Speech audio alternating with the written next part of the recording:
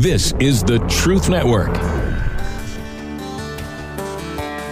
The heart of every man craves a great adventure, but life doesn't usually feel that way. Jesus speaks of narrow gates and wide roads, but the masculine journey is filled with many twists and turns. So how do we keep from losing heart while trying to find the good way when life feels more like a losing battle than something worth dying for?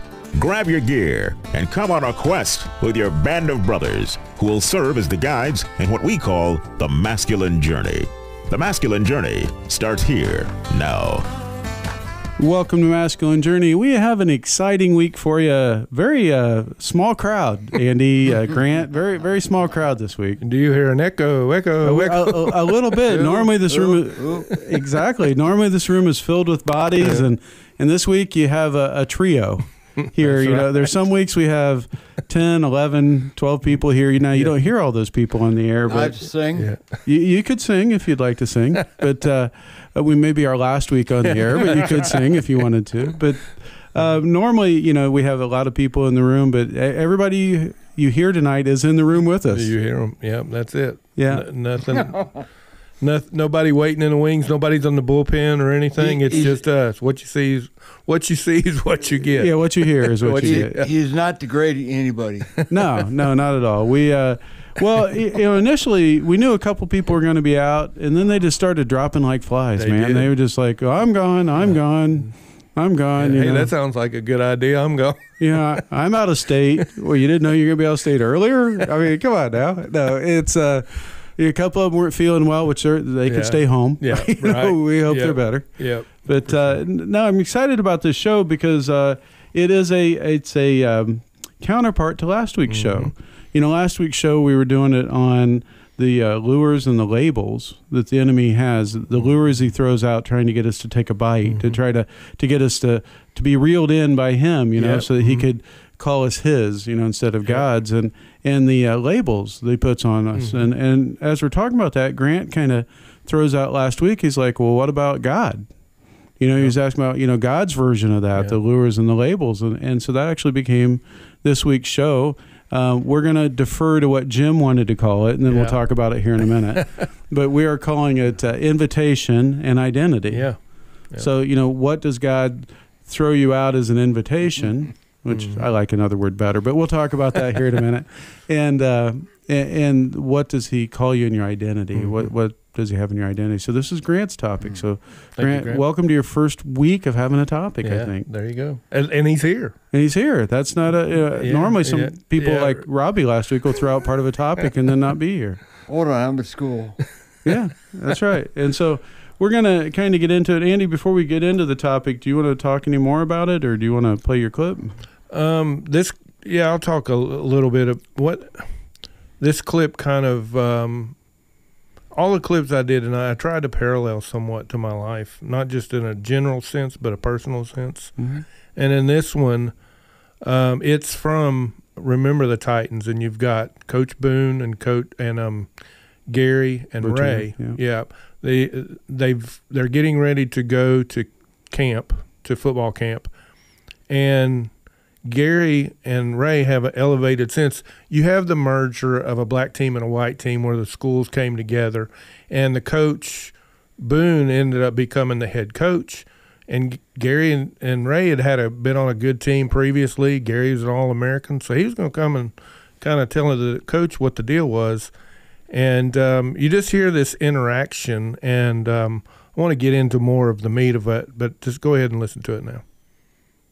Good morning, coaches. How are you? Good morning to you. How are you? Looks good today, doesn't it? Just wanted to let you know what the offense is doing. An awful skinny playbook, ain't it? Yeah, well, I run 6 plays, split bids like Novocaine. Just give it time, always works. See you on the bus. Be patient, Bill. Your time will come. Trevor? Here we go. Here we go. How can I help you boys? I'm Gary Bertier, the only All-American you got on this team. You want any of us to play for you, you reserve half the open positions for Hammond players. Half the offense, half the special teams. We don't need any of your people on defense. We're already set. Don't need none of my people. What you say your name was, Jerry? Gary. No, you must have said Jerry like Lewis, which would make you Dean Martin, right? Ladies and gentlemen, got an announcement to make. We got Jerry Lewis and Dean Martin going to camp with us here this year. Jerry tells the jokes, Dean sings the songs, and gets the girl. Let's give him a round of applause. Where's your folks, Gary? Parents, are they here? Where are they? That's my mother. That's your mama? Mm-hmm. Very nice, I want. Take a good look at her. Because once you get on that bus, you ain't got no mama no more. You got your brothers on the team, and you got your daddy. Now, you know who your daddy is, don't you? Gary, if you want to play on this football team, you answer me when I ask you, who is your daddy? Who's your daddy, Gary? Who's your daddy? You. Uh-huh. And whose team is this? Is this your team, or is this your daddy's team? Yours. Mm-hmm. Get on the bus. Put your jacket on first. Dean? Fix that tie, son. So you just hear that. You can hear the coach just put the boys in their place. And what was their problem? They had an elevated sense of self-worth. Mm-hmm. They were prideful, and they thought they were going to tell the coach how to do it. And it seems somewhat insulting or humbling of what he, as a man, kind of speaks into him. But if you really take a step back and look at this clip, or listen to this clip, right, you see that. I mean, he even says, who's your daddy? That's very humbling. But sometimes we have to be asked by God, who's your daddy? And we're running around trying to say that we run the show, or we don't really know who our daddy is. So to bridge this over into my story, been separated with my wife. I was trying to get my validation through my work. Very frustrated that my company would not promote me. I didn't necessarily want or need the money, but it was more about influence. I felt like I brought a lot that I didn't get respected for, and it was very frustrating to me. And I kept trying, and nothing was happening. And God, in his invitation to me, I thought it was me just trying to escape that situation. I went to work with another company, very humbling. I had to start from the beginning, and I immediately found out that I wasn't all that. I was exposed like Gary was there. I did not have all the answers in this new job, and I really had to depend on God.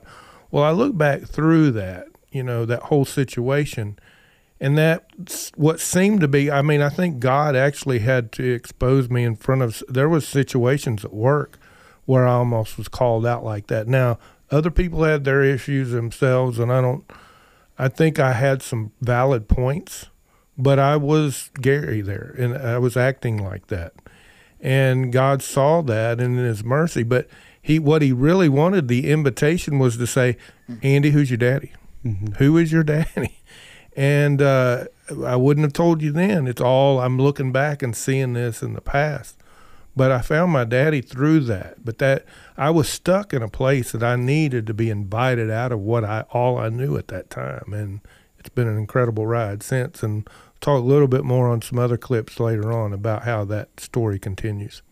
Well, you were telling us before the show that you stepped into this other role and then realized, wow, I really need. Oh yeah, absolutely. I need God here, right? I mean, in the other job, I don't think I did. I didn't feel like I did, whereas I did. But this was something new. I was into a new, and I was intrigued by the adventure that I knew that I was going on, and it opened some doors up to me. I got to travel and all this stuff. But whenever I started to have to get in front of customers and tell them about our products that I didn't know anything about and hadn't learned, and I realized I had a lot of gaps in my professional skills, and I just really didn't have what it took at that moment. It really caused me to rely on God. I can remember him, though I was still seeking him, and I began to realize my need for him. I can remember one of the business trips I was on, and I was having to go in front of the people, and I read the scripture that said, I will put you before mean men of means, men that, and I really did end up doing that. So even while I was being humbled, he was still picking me up through this process. But he had to step in and say, Andy, who's your daddy? Yeah, as you were talking through that, I was reminded of a story back in California when I lived there. And so, working in the construction industry, there are ups and downs. There's hills and there's valleys. There's feast and there's famine, however you want to say it, right? There's up cycles and down cycles, and they both have their challenges. And I was out there and was in construction, and we were kind of approaching, I didn't know it at the time, but the first down cycle. I'd never been through one. And about that time, about 6 months ahead of that, I just felt God telling me for some reason to start getting some lawn equipment. I mean, I had a mower and I mowed my yard, but he was like, no, get a trailer, get an edger, get these things. And I'm like, okay. And so I'm getting them, not really know what's going on. And so at that time at work, I had a person that had been kind of a peer, actually had been in a completely different role, but as a peer in a different role, get promoted above me, which was fine. I had no issues with her getting promoted, but I knew that she didn't really know a whole lot of what was going on. And so my humbling moment came when she said something to me and had given me direction, and I made a comment of, why don't you just let the people that know what they're doing do it? Yikes. Yeah. Wasn't intending to be disrespectful, but it was. Condescending, all the things I really wasn't intending to be, but it was. And a week later, what's that? Educational. A week later, I found myself without a job. I had been laid off and realized that this was not a time to go find a job in construction. And so, worrying about it one night, I hear God tell me in a dream, which he does sometimes, Sam's Total Lawn Care. And so, I had this thing, and for the next year until construction picked back up, the way I fed as a single parent at this time, my wife had left my daughters and I, and so it was me and my two girls, and I kept us alive by Sam's TLC. That's what I call it. Give your lawn a little bit of love. Give it some Sam's TLC, Sam's Total Lawn Care. And had I not been buying that equipment and listening to God, but it was a very humbling time. And I honestly really had to lean into God over that year because, I learned about paying the power bill when you don't have to pay it, at least there in California, until it became a pink notice. When it was a pink notice, is but they're about ready to shut you off, and so when it was just the white, the white forms, it was okay. When it became the yellow, okay, it's like a sign, right? Yeah, stop traffic light. Traffic signal, and I found okay. I got all the way up until it got to be pink. We're going to go to break now. When we come back, we're going to talk more about this topic. Go to masculinejourney.org to register for boot camp. Talk to you after the break. What we have at our boot camp is something that makes you stronger and gives you the strength to go on your regular walk with God. It's something that will make you be bigger than you were when you got there. I've been coming regularly, and it's just such a blessing. When you guys invited me, I was at the worst time of my Christian walk. I was going through some things. The first time I came, I don't know if you remember, couldn't even walk. I couldn't even stand up straight. And I'm walking now. I ain't running around a lake yet, but The greatest things is just being around a group of men that love the Lord and sharing his kindness and his love. All of you guys, I done sat and talked with all of you guys, different occasions, different conversations. And it's all been unique and refreshing. You guys gave me a whole different perspective in life, and you can't hide the true, genuine love of God. You can't hide it. Register today at masculinejourney.org.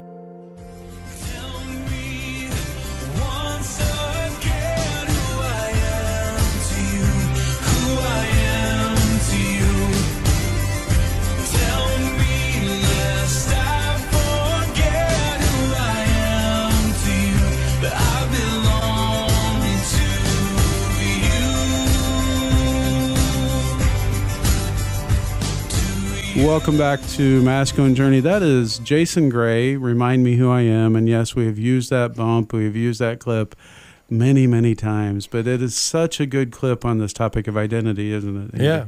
Identity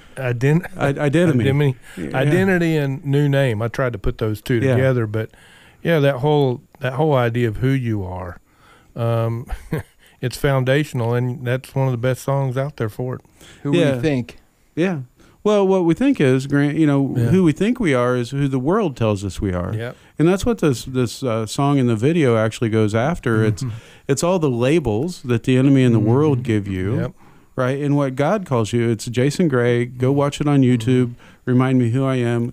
Great video. Just very powerful. Enough that we've been doing it for many boot camps now. We have, yeah. And it speaks volumes. It really does. Yeah, and so that's part of the identity which we're talking about today. If you just joined us, we're talking about invitation and identity, the things that God offers us. Now, I did say that we were going to use a different word for invitation, which we will. We like the word, meaning the three of us here, and I can't speak for Grant, but I know Andy and I like the word entice. And originally I said entice in identity, and then Jim kind of had issue with it, said entice is more of a negative connotation. And it technically, if you look it up, Jim is right, and Jim is a walking dictionary, so exactly. I should have known that would be accurate. Yeah. But my concern is I get invitations to lots of things, right? It doesn't mean I go or don't go. You know, I sometimes go, sometimes don't go. Yeah. But when you're enticed, it means you're intrigued. It means you're kind of, I want to know more. To me, it's an invitation on steroids. Yeah, it is. It's a little bit more of a pull to it. So we're going to call it God's positive, enticing invitation, right, exactly. Just for our friend Jim who's listening. To be truthful, I looked it up in Blue Letter Bible and went into I took the scripture from James about how we were enticed away. So it's the Greek word, and looking at it, when you look at it, it does talk about even the bait and the fish and stuff like that, but it does carry a negative connotation. But I think we've all used the term entice in a positive way of enticing to something good. Yeah. So. Yes. Of course, maybe it's tied to something like, that dessert entices me. Well, yeah, I think could be bad. Yeah, but I think that was Jim's example. He said ice cream entices. Right? Yeah, so that's right. Okay. Yeah. I played drums in a rock and roll Christian rock band. Try to entice people to come and think. That's right. Yeah, absolutely. Yeah, absolutely. Yep. And so we're going to move on to a clip of mine. It's from. I don't remember what it's from. Let me look at it here. Which one did you? Oh, Bruce Almighty. Bruce Almighty. Yeah, now this is from Bruce Almighty. And so what's happened, if you haven't seen the movie, it's like, 30 years old. You should have seen it by now. But if you haven't seen the movie, what happens is Bruce is a news reporter, a weatherman, I think, on the local station. And he's having a pretty bad day. And so he gets mad at God, and he kind of takes it out on God just verbally. And God says, okay, he makes a comment. Bruce makes a comment. Anybody could do this. God's just a mean guy, whatever. And so God says, okay, you think you can do it? And he invites Bruce to have God's powers for a day, or for a period of time.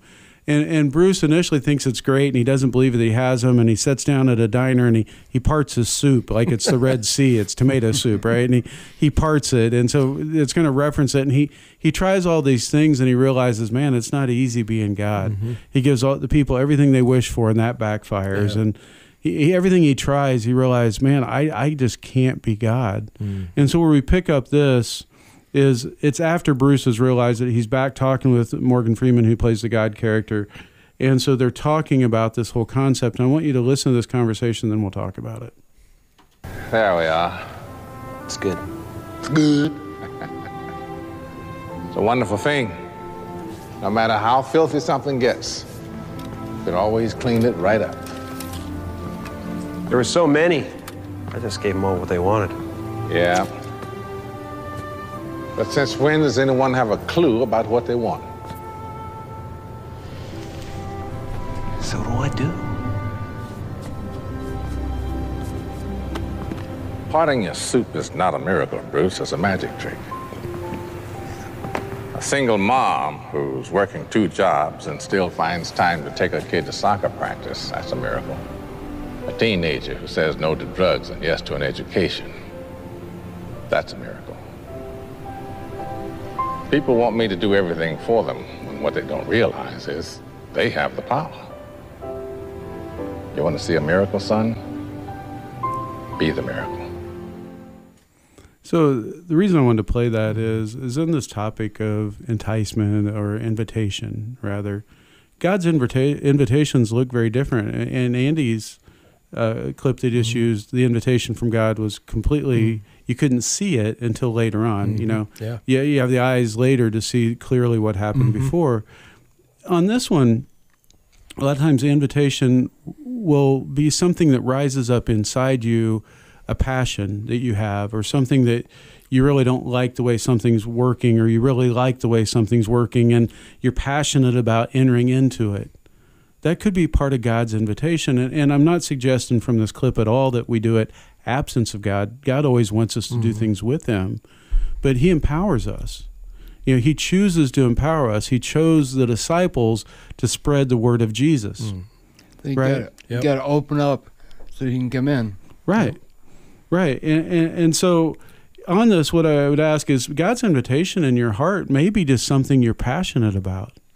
Yeah. You know, I know that when I went to my first boot camp in 2004, somewhere in there, 2002, I think. My first one was 2002. I went to my first boot camp in 2002. I knew I wanted to do boot camps. Yeah, I was passionate about them. The first one was many, many years later, and I'll talk about it on my next clip when I play that. But I had a passion for it, but it just didn't happen, and it didn't happen. And just because it didn't happen didn't mean it wasn't a passion God laid on my heart. Right. It wasn't an invitation. It just wasn't at the timing I thought it was going to be. Yep. Yes, I didn't mean let him come in. More like request him in. Right, to invite him in. Yeah, I think that whole desire that we talk about in the calling at boot camps is this idea. That desire, I think, is part of who you are. And I think whenever we really begin to seek him, part of that desire that gets activated comes from the essence of who we are. It's not just random desire.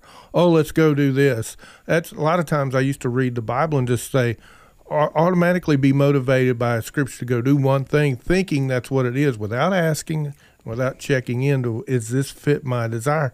Because you can do random stuff for God, but I think he wants more to direct whatever you're doing and tie it to your desire and who you are. He had a plan. He had a vision for us in our mother's womb. And why not align with that instead of just doing something random? No, exactly. And God's invitations come in many different, they look completely different. Just as Jesus healed the blind differently lots of times, God's invitations is not going to be the same for Grant, for Andy, it is for me. I know that when I got started with the Hope Center, which is a food bank and a clothing closet, and we do some other things over in Kernersville, that, initially I was at lunch with my pastor, and we were just talking about some stuff. He's like, hey, do you have any interest in being the director of the Hope Center? Well, I'd never really thought about it, and initially I said, no, I don't really want to do that. And then the more I thought about it over the next couple of days, God laid it on my heart, like, why don't you want to? Yeah. Right. And it's not that I have an issue with feeding the hungry. I want them to eat. Right. Or clothing those that don't have clothing. I want them to have that. I just didn't feel that pull on my life. Yeah, your vein was ministry to men. Right. Like that was that only channel, and I think he's created us to do more than one thing. Exactly. So. Well said. I couldn't have said it that well, so thank you. No, I mean, I kind of said, well, God, my ministry stuff you have me doing is in this vein. Yeah. It's with the radio show. It's with the boot camps. It's with that. And God's like, well, why? And so I got a hold of my pastor. I said, yeah, you know what? I think I will. I think I would like to look at doing that. And so as I've been doing it now for a few years and just learning that, I really have a passion for it. Yeah. Right? It's part of my calling, to use a Christian term. It's part of the invitation that he's called me to, but it's also part of my identity. Yeah. Yeah. To utilize leadership skills in a different way. I've led people, lots of years in my career. I've never had the opportunity to lead volunteers. Opportunity. Yeah. Yeah, and leading volunteers is completely different than it is leading people that are getting paid to be there. Right? Because I'm sure. Yeah. They don't have to be there. We have some amazing volunteers, and I'm not poking fun at any one of our volunteers that we have at the Hope Center, so don't hear it that way. But when you work with volunteers, not at the Hope Center, right? But in general, when you have a bunch of volunteers, it can be like herding cats, a little bit. But it never has been there. It's been just a lot of great people just wanting to love on other people by service. Yep. And it's really opened my eyes to what generosity looks like, which has been my word of the year this year, to lots of things that I thought I knew the meaning of that I really didn't. Yep. Speaking of, don't you mean herding cows, not cats? Yeah, it's easier to herd cows than cats. Cats do what they want. They do, especially my cats. Oh, your cats. Yeah. That's the first I've heard you call it that. My adopted cats. Okay. All right. Well, they're your cats. You have long enough. They're yours. So any other we got about a minute or so left, I think, before we wrap up the show, maybe somewhere in there. But anyway, any other thoughts before we go into the after hours? I mean, the whole idea behind this invitation is it can be anything, I think. We've talked a little bit about calling and ministry and maybe even career and stuff like that. But God will call you into just being with Him, but maybe being in a setting like we've talked about it on here many times, just nature. He'll call you into that because your heart comes alive and He knows how He made you. And I think He puts that in all of us to a degree. But I've found life in that invitation for God to call me out into nature, calling me out into, adventure in the woods and other stuff. And it's brought life to my heart. I talk about it many times. Don't do it all the time, but I do it as much as I can because it does bring life. Yeah, when we first started talking about this topic, we thought it was going to be two separate things, but you can't talk about invitation without talking about identity. Go to masculinejourney.org. We'll talk with you next week.